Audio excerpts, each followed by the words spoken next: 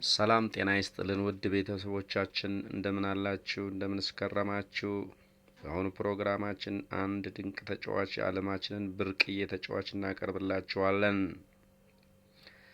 ይህ ተጫዋች ሰኔ 24 1987 በአርጀንቲና ሎዛሪያ ከተማ ተወለደ።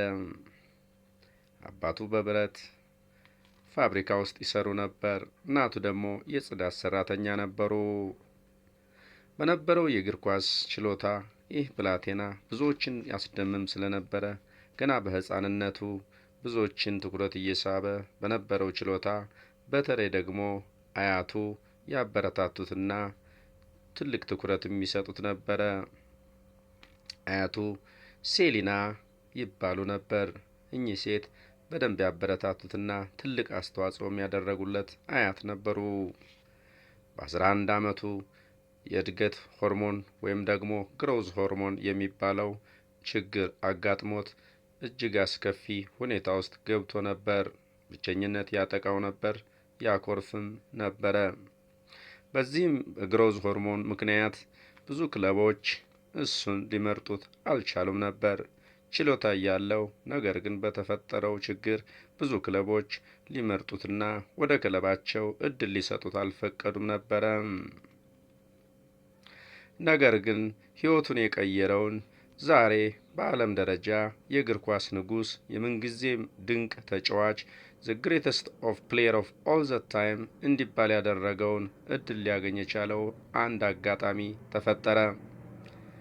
ይኸውም ኤፍሲ ባርሴሎና የሚባለው የዓለማችን የስፔን ክለብ ይህንን ተጫዋች በጥበቡና በሚያሳየው በሕፃንነቱ በሚያሳየው የእግር ኳስ ጥበብ በመገረም ይህንን ልጅ እድል ሊሰጠው ፈለገ። የግሮዝ ሆርሞን ሕክምና እጅግ ብዙ ገንዘብ ወጪ ስለሚያስወጣ ቤተሰቦቹ ባለመቻላቸው ኤፍሲ ባርሴሎና ግን ይህንን እችላለሁ፣ ችግሩን እቀርፍለታለሁ በማለት ብዙ ገንዘቦችን በማውጣት ይህንን ድንቅ ተጫዋች የግሮዝ ሆርሞን ሕክምናን አደረገለት። ይህንን የግሮዝ ሆርሞን የእድገት እጥረት ሕክምና በሚገባ ከተከናወነ በኋላ ቁመቱ እንዲጨምር በማድረግ ወደ ባርሴሎና አካዳሚ ተቀላቀለ።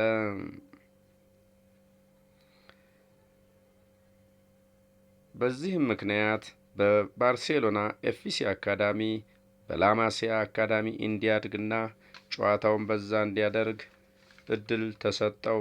በችሎታው አሁንም በዚህ በስፔን መጥቶ በላማሲያ አካዳሚ እጅግ ችሎታውን በማሳየት ድንቅ ስራዎችን መስራት ጀመረ።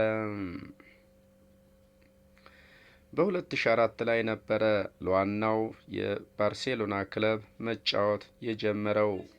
ብዙ ሪከርዶችንም መሰባበር ጀመረ። የዓለም የእግር ኳስ ታሪክንም መቀየር ጀመረ። የድንቅ የምንጊዜም ድንቅ የምድራችን ተጫዋች ብዙዎች እንደውም ከሌላ ፕላኔት የመጣ ነው በማለት ይመሰክሩለት ነበረ። በባርሴሎና ብቻ 35 ዋንጫዎችን በማሸነፍ ተወዳዳሪ የሌለው ድንቅ ተጫዋች ሆኗል። በላሊጋ 10 ጊዜ ዋንጫዎችን ሲያሸንፍ፣ በቻምፒዮንስ ሊግ 4 ጊዜ፣ የዓለም የክለቦች ዋንጫን 3 ጊዜ፣ የአውሮፓ ሱፐር ካፕን 3 ጊዜ፣ ሱፐር ኮፓ ዴላሬን 8 ጊዜ በማሸነፍ ተወዳዳሪ የሌለው ድንቅ ልጅ ሆኗል። 8 ጊዜ ባለንዶርን በማሸነፍ የዓለማችን የእግር ኳስ ንጉሥ በመባል ይጠራል። ብቸኛውና ብዙ ባለንዶርን ያሸነፈ ድንቅ ልጅ ነው።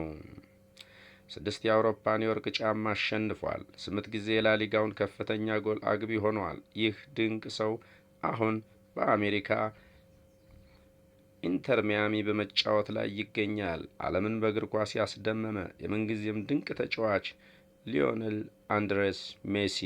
ይህ ድንቅ ተጫዋች የዛሬው ትረካችን ነበረ። በቀጣይ በሌላ ዝግጅት እስከምንገናኝ ቻው፣ ቸር ይግጠመን፣ ሰላም።